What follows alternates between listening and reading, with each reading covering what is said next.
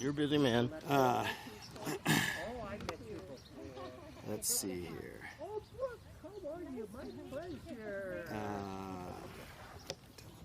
Okay. All right, so we're going to go ahead and get started.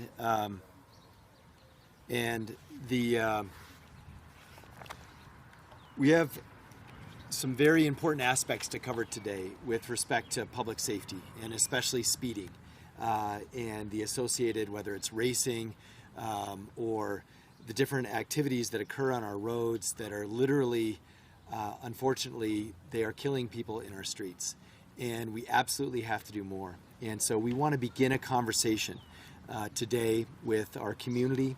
And also we're wonderfully joined by our city councilors to just see what we can do for pedestrian and vehicle safety in our city that is bigger and stronger than we've tried before, because the current model coming out of the pandemic is just not working. And so we've got to do more. We know that. And we're going to talk about a major idea to deal with that today. Now, we're going to have lots of speakers too, so let me just let you know that this is such an important issue. There's a lot of folks who want to share their perspective on it. And so I just ask in advance you to bear with us, because we have like 10 speakers almost. But each of them has a very important aspect and story to tell with respect to these issues. And so we'll hear them out, and then of course, we'll take questions at the end.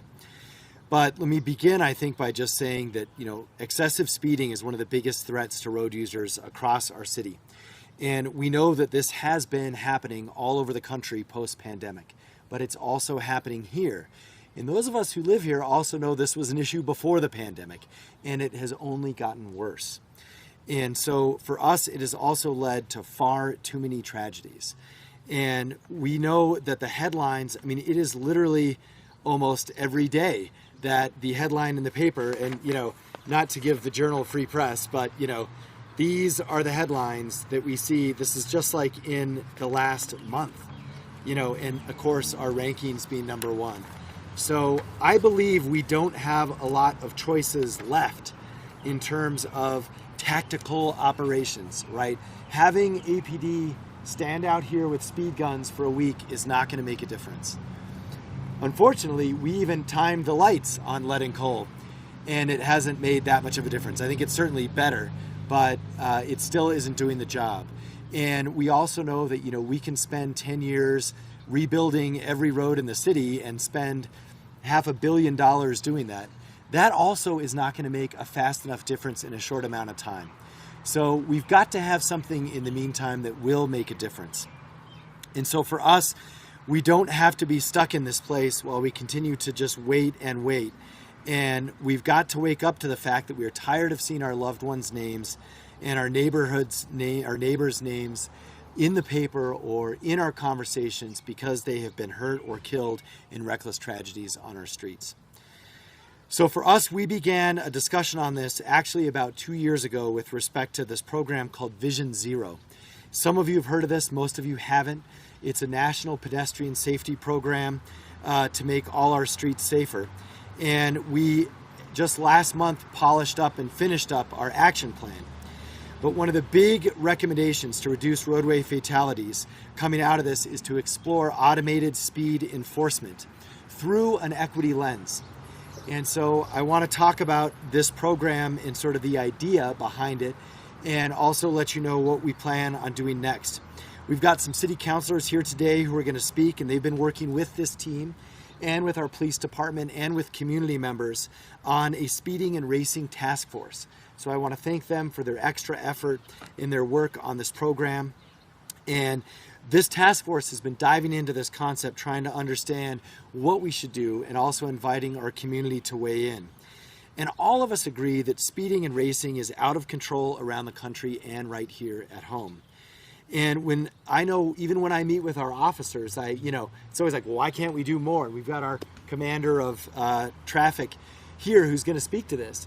But this is such a big problem. You cannot solve it, again, by just deploying officers for a couple of weeks in different areas.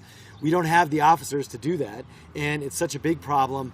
Obviously, they have to take care of responding to things like 911 calls. So while we can do it sporadically, it's by no means a solution after a couple of weeks.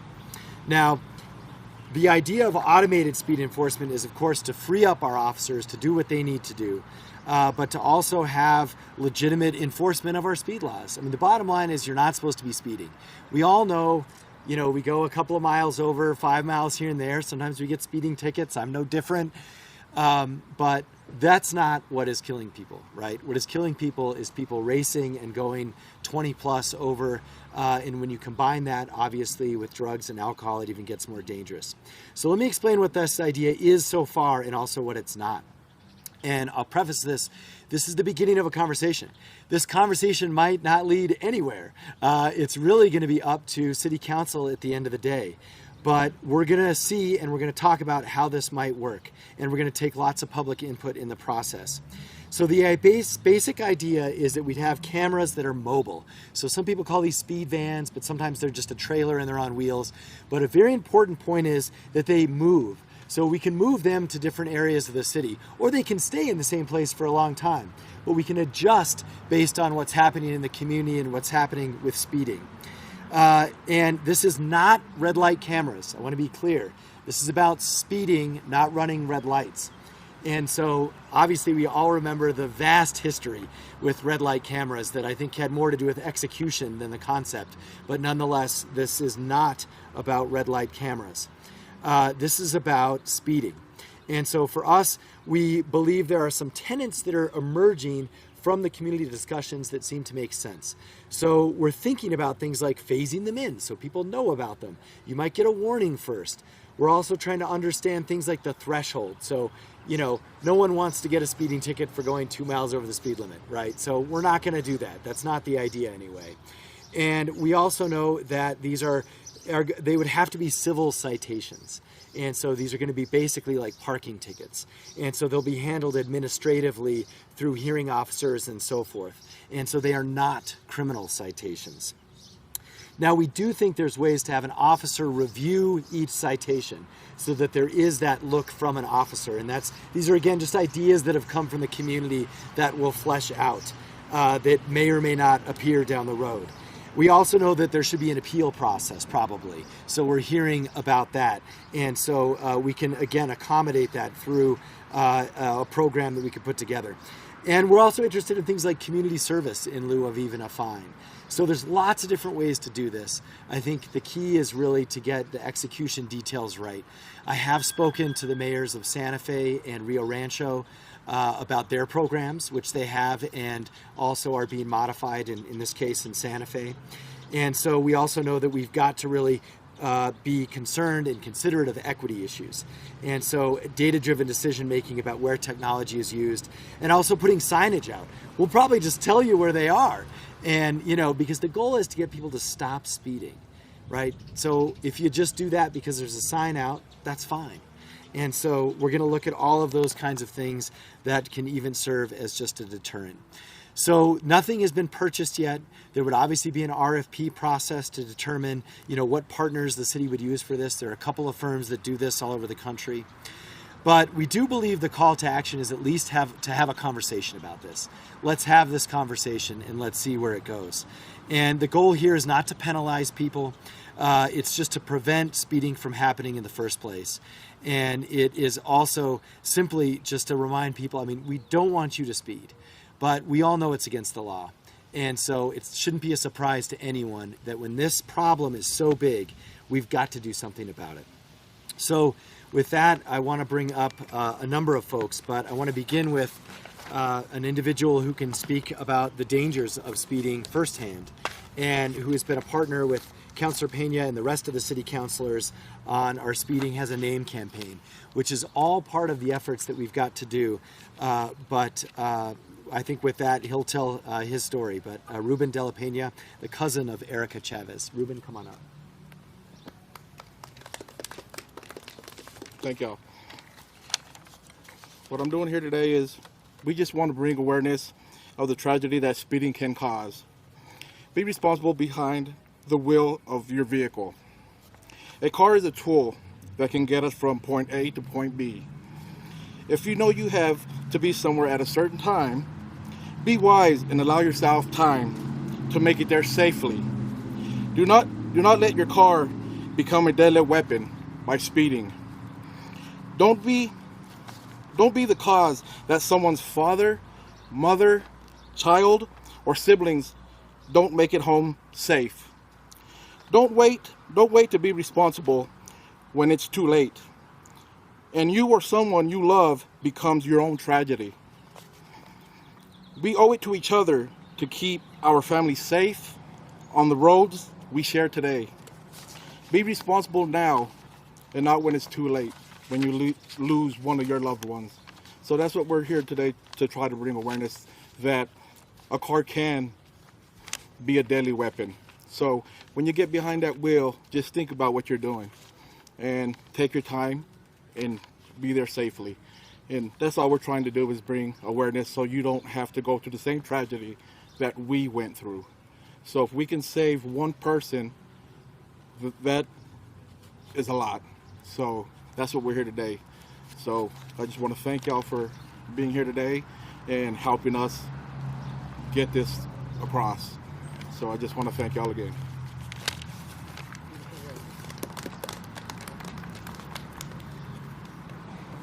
Okay, and there are, as I mentioned, a couple of counselors who've been helping on this speeding racing task force. And I want to invite Counselor Bassan to come on up and share her perspective. Counselor. Good morning. Thank you all so much for being here.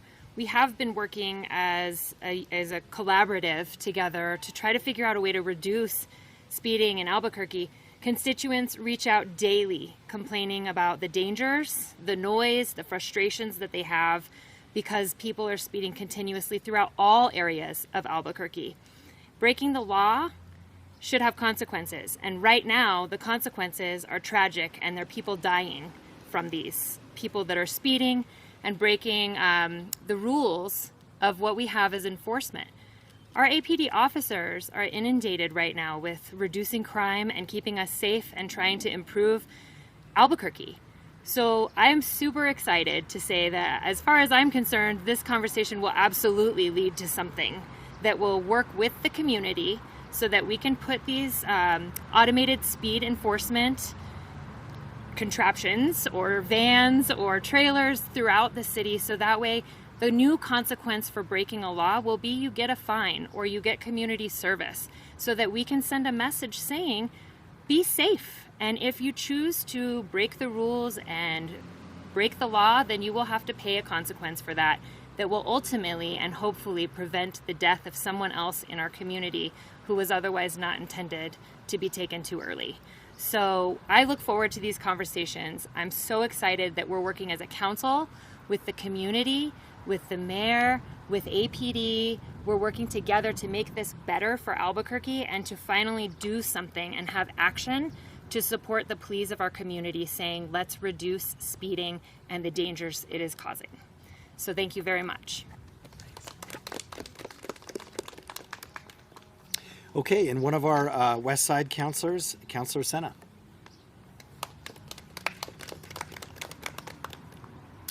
Thank you, Mayor, and I just want to say that I appreciate my fellow counselors. I know that Counselor Pena, Counselor Bassan, and Counselor Benton were all part of this task force that we originally started through Counselor Pena's leadership to really get the conversation going as to what speeding enforcement looks like.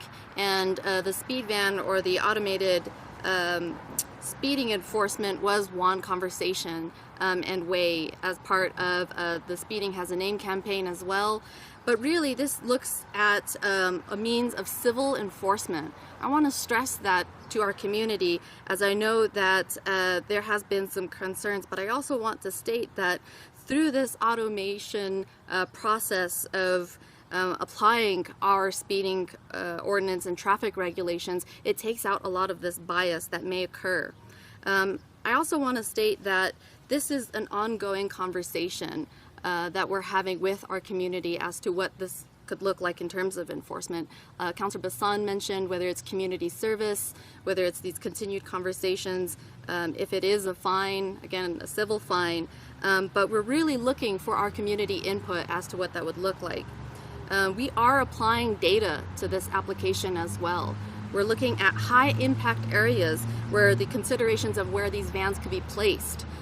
We are right now along Lead and Cole, a street that has been infamous in terms of crashes due to speeding.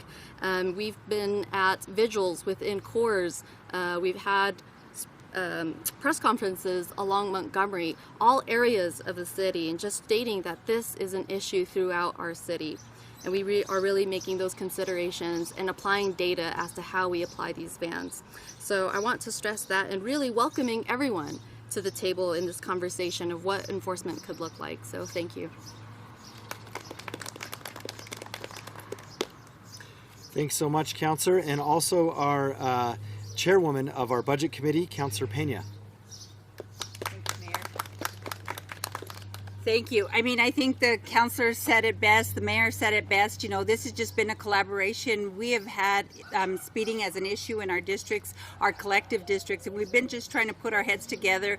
A small committee has met, but really all of the councillors on council have been very, very concerned about this issue, and really how do we become more proactive rather than reactive, right? You know, our law enforcement, we have only so many officers out there. They're doing the best job that they can. You know, they're increased the speeding tickets. We have an intersection in particular in my district, which is Unser and Tower, and unfortunately that's how I met the Chavez family, because they lost their daughter, mother, sister at an accident there on Unser and Tower, and it was really unfortunate, you know. So that really spurred this conversation about what do we do, and we wanted to bring awareness. So we started with the education campaign, the awareness campaign, and them really wanting to loan their daughter's name and her, you know, their family's tragedy to this, to bring that awareness to everyone, you know. And then of course the mayor, you know, working with APD, doing the enforcement. So we're really just working hard to figure out a way how to address this issue in the community. And this ordinance has come about some of the discussions that we've had in our meetings with the mayor and the rest of the council, just to really kind of say, hey, you know, what else can we do to be proactive? And I think this ordinance will go a long way. I'm not sure what the end result of it will be, but I think it's an important tool that we need to put forward. And so again, you know, I just want to thank the Chavez family, the mayor, all of the councilors on council. I know Councillor Benton couldn't be here today, and he was definitely part of the small working group to address this issue in our community. And I just want to end that, you know, this happened to Erica on September 12th of this past year, and since then, you know, just recently you all have heard of Father Graham, who passed away as well as a result of this type of careless driving. And then also at that same intersection, we lost Janelle, who was another mother of I think 4 children. And you know, so it's something that we have to put our collective heads together and get lots of input from the community. So thank you.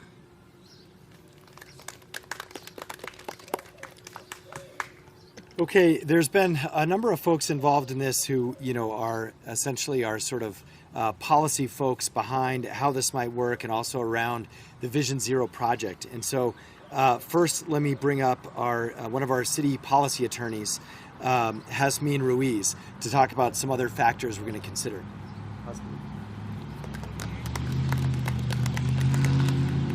Hi everyone, good morning, and thank you for being here. I'm excited to be working with such strong leadership, our mayor and our city councilors, on this policy that's really going to impact our community to make sure that we promote traffic safety and reduce speeding. On the legal side, I just want to say that this is a starting point. We're really looking at Vision Zero's extensive outreach over the last 2 years to make sure that this is data-driven, that it takes equity factors into consideration, and also looking at what the New Mexico landscape is. What are other cities doing? What has worked? What have they done? So that when we look at what we're exploring, we're looking at something that's legally sound and that really takes into account the diverse community that we have. You know, for me, I know that what's important is making sure that we aren't criminalizing our community, making sure that this is solely a civil citation process, and offering other factors like the mayor and councilor talked about, to make sure that we can offer alternative ways of paying for these citations and making sure that it doesn't result in a bench warrant. So I'm excited to continue the conversation, to be part of this, and to provide a legal lens through equity. Thank you. Thanks so much, Hasmin. And we also at the city, we formulated a specific position, essentially, or reformulated, to deal with pedestrian safety and Vision Zero issues. And so the woman who runs all of this at the city, including the Vision Zero plan that was recently readied, is here too. So Tara Reed, come on up. Good morning, and thank you all for being here today. As the mayor mentioned, I work with our Vision Zero program, which is really a holistic traffic safety approach that acknowledges that all of the safety issues that we see in our community, whether it's for people who are driving or walking or riding their bike or riding a scooter, however folks are getting around, that they should be able to do that safely, and that we should have a system in place, a transportation system that allows them to do that.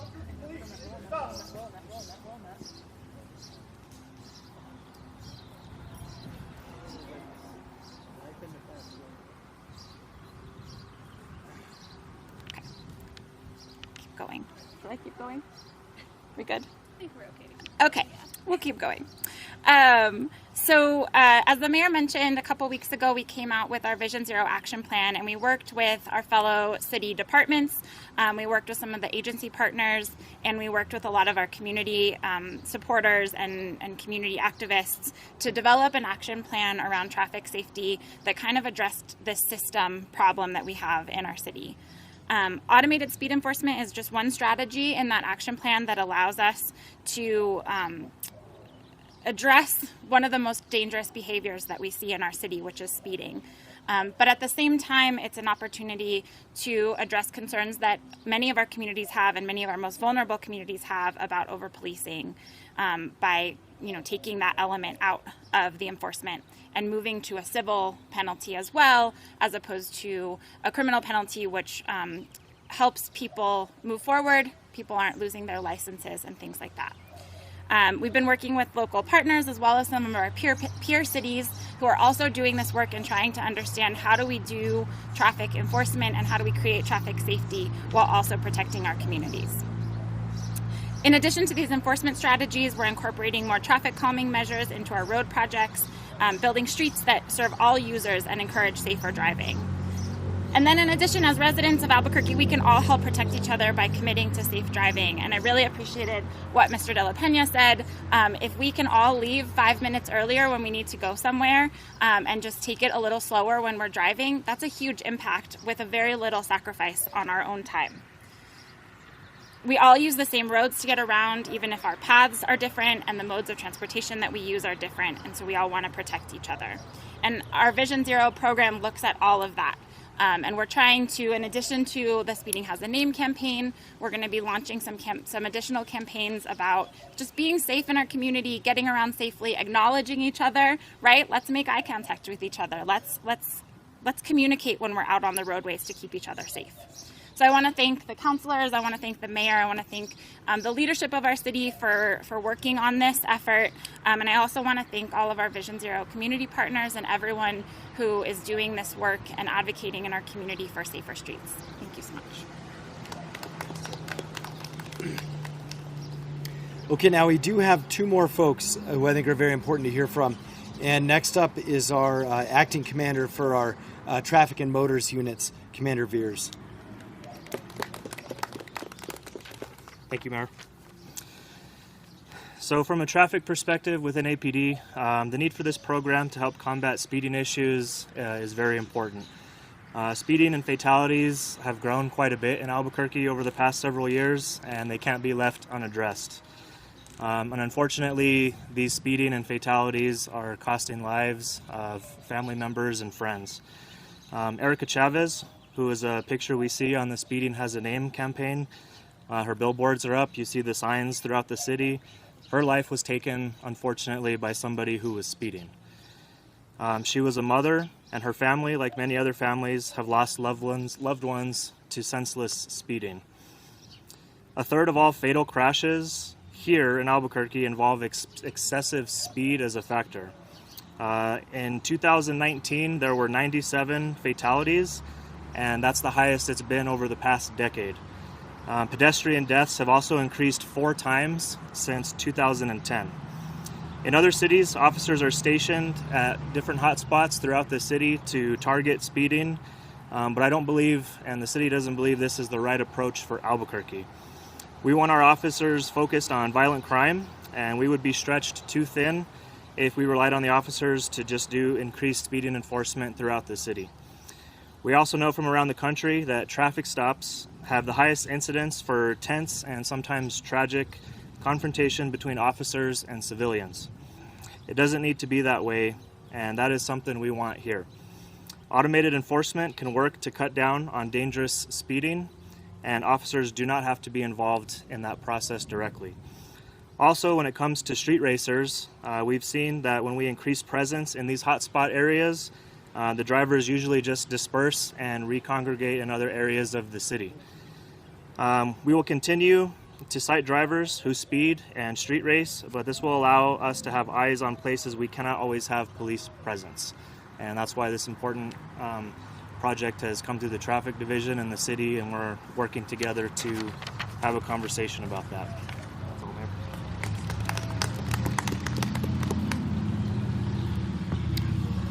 Okay, well, I really appreciate everyone taking time to be here today, and it's just the beginning of a discussion.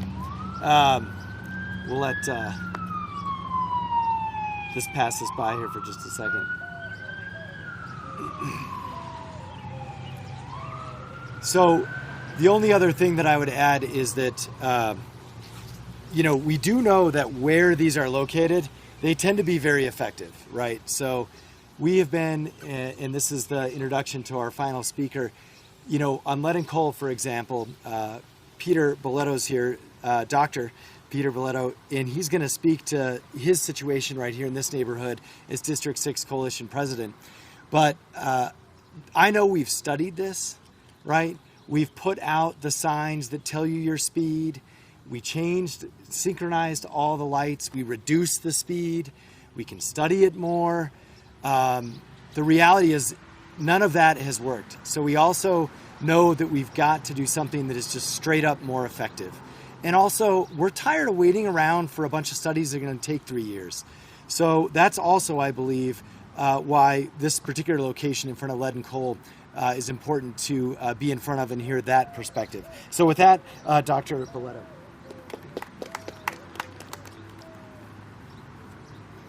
Good morning and welcome.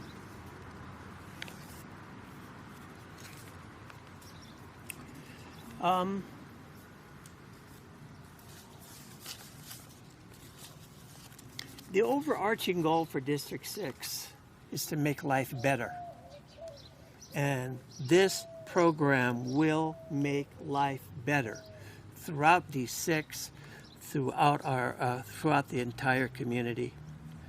Some of the issues. Pedestrian and cyclist safety. You will notice the white bikes in and around Lead and Coal. This is a serious matter. Property damage. I reference the northwest corner of the park. You will see a sign that's crashed and a pole that's gone. A violent collision has occurred again. And finally, quality of life, noise, air pollution. Our folks deserve better. The Failed Berry Art Program and Initiative has impacted the Lead and Coal corridor even more. The number of cars per day continues to grow. Speeding continues to be an issue. Mayor Keller was invited to speak before D6. Among many issues was the Lead Coal corridor. We asked him for support. He listened and he acted. Thank you, Mayor. The rollout of Vision Zero is appreciated and I believe has great promise. This program will reduce property damage, restore the quality of life, and will save lives.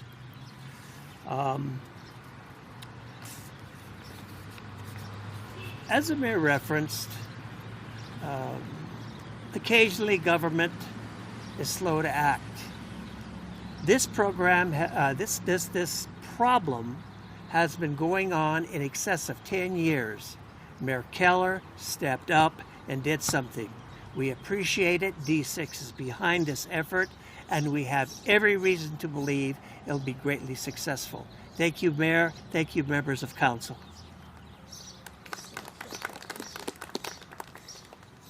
Okay, so I think with that, we'll take some general questions maybe that work out, and obviously it's up to the individuals if they want to speak individually with you, of course, too. So we'll open it up for questions.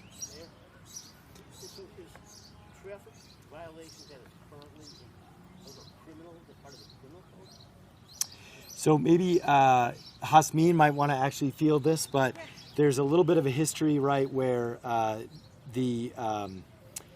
before, when red light cameras were tried, it was under criminal. There was a big dust up at the legislature, this and that. This is just going to be a civil is what we're looking at, and it does require council action. But when somebody gets a traffic ticket, that's criminal. Who wants to articulate that one? Currently, if you're stopped for a speeding violation, it's a criminal offense. Yeah. All right. I have two questions. A timeline, when, so you had mentioned that council needs to take action. What would be the timeline of that action? That's question one.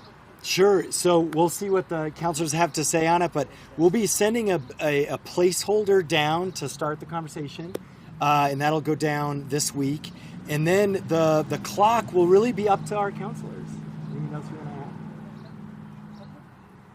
add? Okay. I think that as far as the task force that we've been working on, as the 4 counselors that have been working with APD and with the mayor's office so far, the sooner the better. We want to make sure to do it right, though.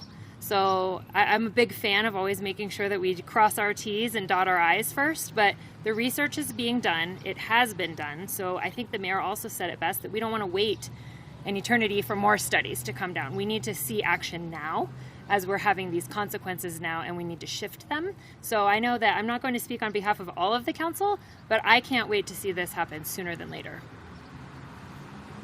Can I throw out question number 2? Yeah. You said this was different than Albuquerque's former red light camera program. In some ways, there is a similarity because those cameras also capture speed as well. How do you make sure you're not dishonoring Albuquerque voters who voted against that program in that particular election? So this is a very different program. I think that's the first thing. And the second thing is the need right now is around speeding, again, which is very different than the rationale for that program. So we're going to make sure that we're in order legally and budgetarily. I know there were some issues where what those funds were used for. And we're also going to run this through an equity lens. And so, Hasmin, if you want to reiterate some of those aspects. Yeah. Go ahead. Come on. Thank you, Mayor, for the space. So this particular program, again, only would enforce speeding. And what the previous cameras did was catch drivers going at an intersection and passing a red light.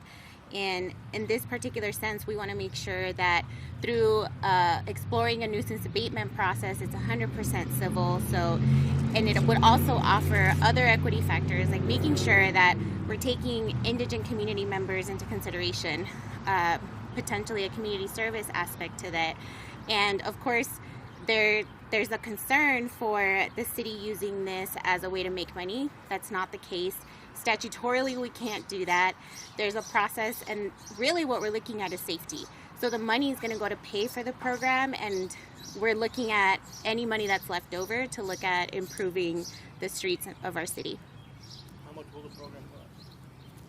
Estimated. I'm sorry, can you repeat your question? What do you estimate the program might cost? That's a great question. I'm sorry. I mean, if you can take it if you want. So there's many options, and so this is why there'll be an RFP for this. There's firms that do it, and there's different sharing models where, like, they pay for the speed trailer and so forth. So you can look at whether it's Rio Rancho or Santa Fe or other cities, but there's a wide range. But we do not think it will cost taxpayers that much.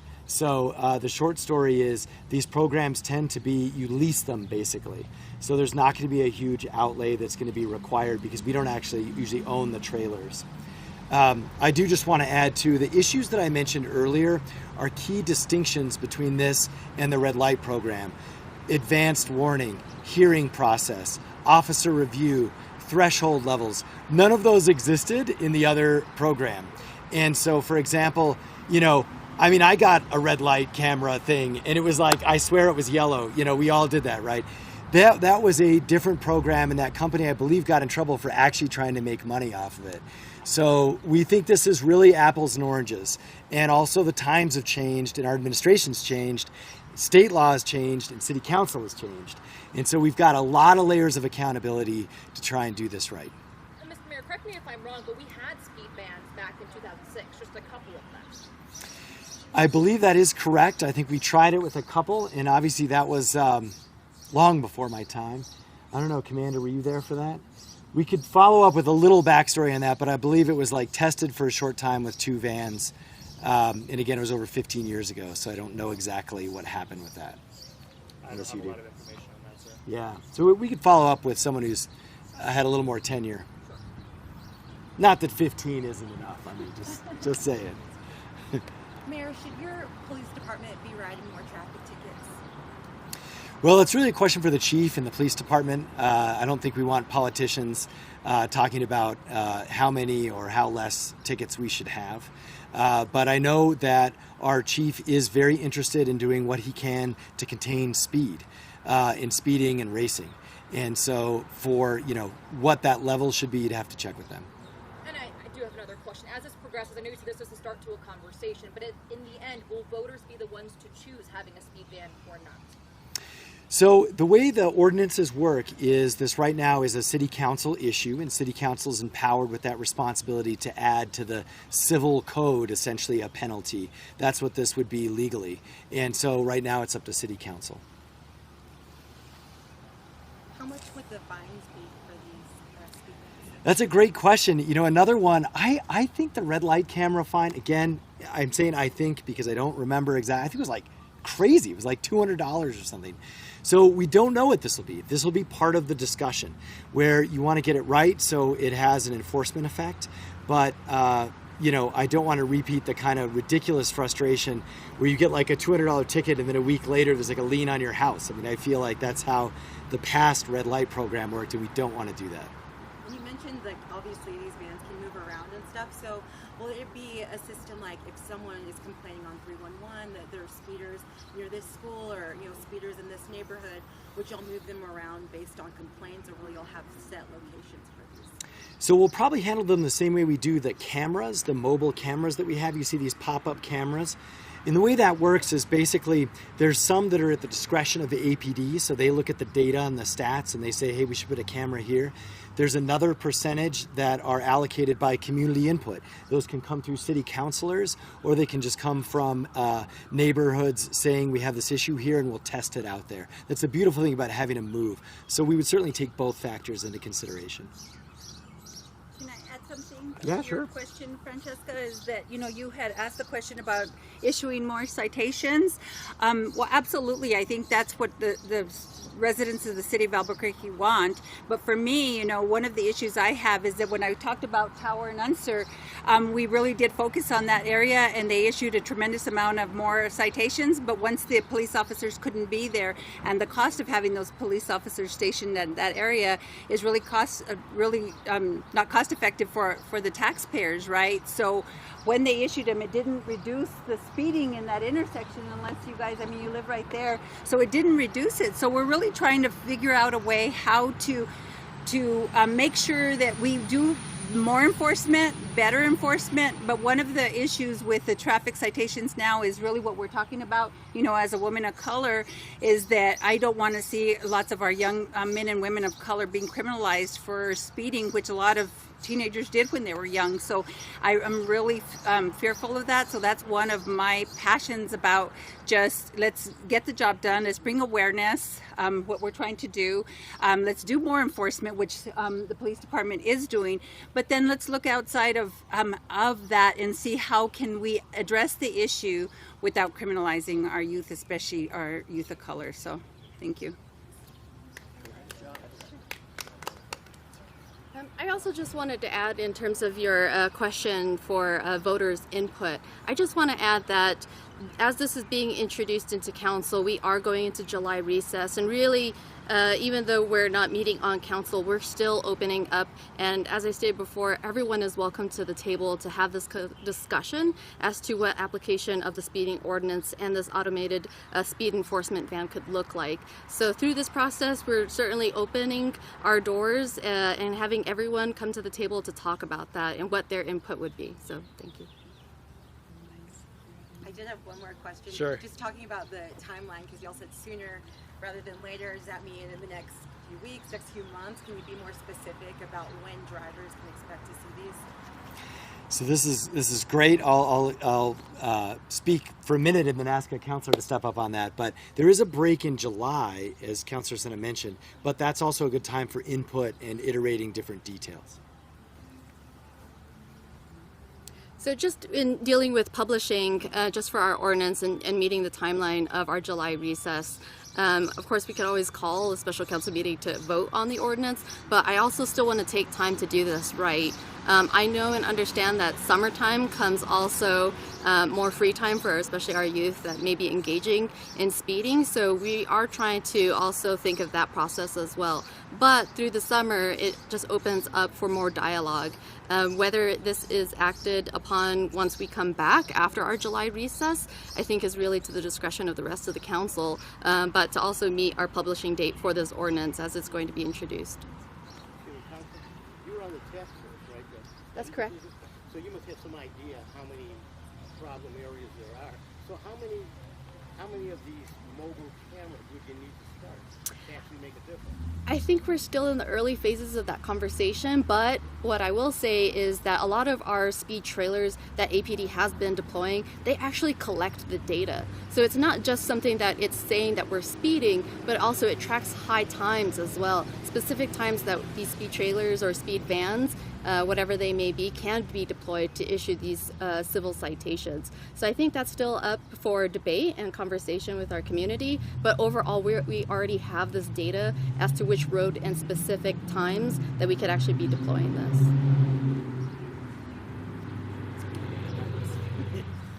Okay, other questions?